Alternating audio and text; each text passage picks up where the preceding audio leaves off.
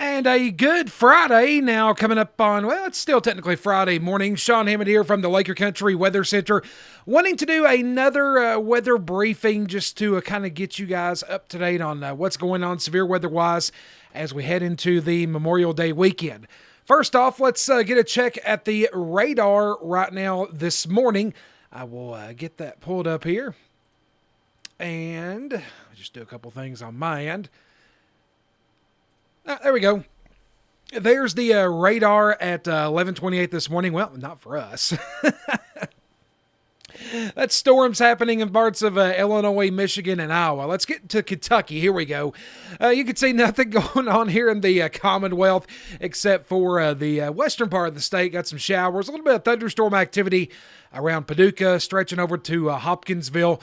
We do have that slight risk of some severe weather coming up later on today. And of course, I don't think it's going to be what's the word I'm looking for? Maybe that prevalent. That's probably a good way to say it. I just don't see a whole lot there. Could there be some strong to severe storms? Absolutely.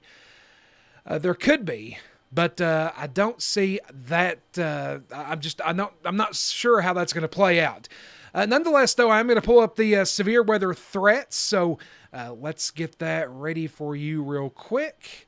I'll get that pulled up here. We'll start off with today's severe weather threat. And I think I have that ready. Yep, so let's go ahead and we will make that transition. All right, there's the severe weather threat. This is valid for today. And you can see that it's been trimmed a little bit. So let me zoom the map out. The enhanced risk is basically, it's got like a cutoff point from Louisville to Frankfort and then south. The Lake Cumberland area technically included into that, but I really think the best threat for any kind of strong to severe storms is going to be to our west, and especially down for folks in parts of Oklahoma and Texas.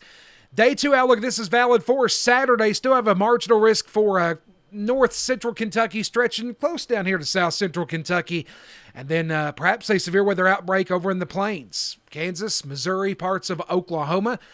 And now the day 3 outlook, which is what everybody's paying attention to. This is valid for Sunday. We'll zoom it back in here. One thing I think we can say for sure is it looks like the best dynamics and the better chance of severe weather will be to our west and northwest. But guess what, folks? We still have the chance of seeing severe weather. Just because I say that doesn't mean we're not going to get anything. So especially I know Sunday's not that far off, but when it comes to weather and severe weather, we're still a little ways out. We're going to have to wait and see how things play out. But if I turn on the probabilistic outlook, you see this hatched area right here? Let me pull up my telestrator. You see that black area and then those little dashed lines moving through there? That is called a hatched area, and that's where there could be some significant severe weather. So we're talking about the Louisville metro area, Evansville, and then points to the west and the northwest. And then, of course, like I said, we still have that chance of seeing some strong storms here in the Lake Cumberland region. So let's move over to the models now. Let's talk about that. We are going to look at some of the models coming up on Sunday. So let's first off, I've got what's called the CAPE model. Well, let me go to the surface-based CAPE. Give us a little bit better of an idea. There we go. So this is called surface-based CAPE, and just think of this kind of as the fuel, if you will, for storms. And I'll walk you through this. So let's jump up to about Sunday afternoon. Again, we're still a little far out for the high-resolution NAM to give us a whole lot, but we are getting at least a little bit of data. So here's Sunday afternoon. This is at about 3 o'clock Sunday afternoon. And we're talking about CAPE values. Now, again, this is a model, but surface-based CAPE, over 5,000 joules per kilogram. Folks, that is, we do not see CAPE values that high very often here in Kentucky, and certainly our part of Kentucky. That's something that's why we've been concerned about this. Now, of course, there's other little features we're going to have to watch out for, but when it comes to that, there's going to be plenty of fuel for these storms to become severe quickly. Next, let's take a look at the STP. This is the significant tornado parameter, and we'll push this up to Sunday. And look at that right there. So we've now, can you see why we're saying that the biggest chance of severe weather is west and northwest of us? We're talking about STP values up to near a 7. Now, usually anything over a 3 is something you get really concerned about. We're looking at 2s, maybe close to 3 here in the Lake Cumberland region. Again, I do stress, though, that this is a model. Things will probably change, and we'll talk more about how things could play out differently depending on what happens Saturday night here in just a moment. Let's go to I'm trying to look at another model I'm wanting to pull up here. So let's pull up the reflectivity and updraft helicity. And I will show you this. And let me get up here to Sunday. So you see these little tracks right here on some of these sails? See that right there? That's where the model's saying, okay, these could be long track supercells. Now, again, this model right now takes us up to about 6, 7 o'clock Sunday evening. And I think the best threat for us will be Sunday afternoon and evening. So, again, we still are missing some data since we're still a little bit too far out. But certainly, we are talking about supercell storms. And those are the storms we don't like when it comes to severe weather, because that's where you get traditionally your tornadic activity.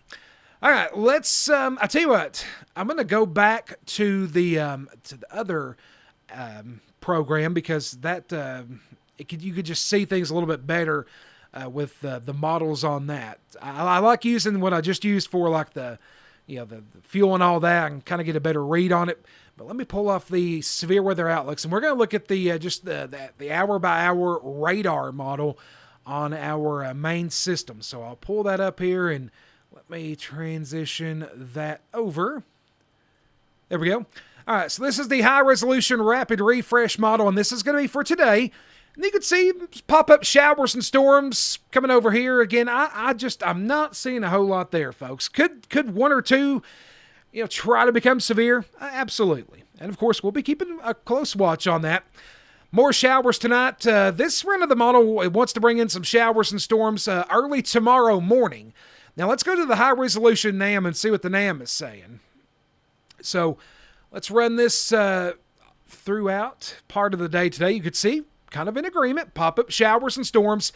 And then this run of the NAM, it brings some showers early Saturday, but kind of during the midday hours, and then perhaps some more showers late Saturday night and into early Sunday morning. And this could be where things get a little tricky. If we get, some rain and some storms to kind of sit on top of us early Sunday morning, kind of keep cloud cover over the area, that will greatly help us in terms of trying to limit the severe weather threat. But just know synoptically that there are plenty of ingredients in place for strong to severe storms and even a severe weather outbreak. But of course, it's going to be those mesoscale features that we're going to be watching for, those localized features. Where's the boundaries going to be at? What's happening over here? Where's the dew point at here? What about the low-level jet? Where's the low pressure at? And those are things we are just not going to know, honestly, until Sunday. Now, we got a conference call with the National Weather Service in Louisville coming up later on this afternoon, and we'll be in there with them and talking to those folks. So, we're going to try to have some information. But, again, the biggest thing with this that I like to communicate, I know storms are scary for a lot. People hate storms. I totally understand that. But this is not to make you guys nervous. This isn't to scare anybody. Y'all know that I'm not about that life. Just here to inform you and to, most importantly, make sure that you are weather aware. And again, we'll be taking care of you. Any kind of severe weather breaks out Sunday, you know where I'll be. I'll be breaking out live on the radio and here on social media. So no need to be concerned about that. But I've got you covered. But again, you really want to stay weather aware coming up on Sunday. Like I said, as of right now, the best threat will be to our northwest. But again, everybody in this state could see some severe weather coming up on Sunday. And we're going to have to really wait and see. We'll probably find out better know tomorrow afternoon where things stand. And then ultimately, what time does that rain come in Saturday night, early Sunday morning? How long does that rain sit on top of us? So if you want to try to limit severe weather Sunday, just hope for plenty of cloud cover, okay? All right, folks, that will do it for me today. Unless we get any kind of breaking information, I probably won't do another one of these today, but just wanted to kind of give you a little bit of a midday update to let you know what was going on. And especially now that some of these models are stretching in the Sunday, kind of look and see what is happening. All right, folks, have a great Friday. Stay safe out there, and we will keep you up to date with the very latest on the weather.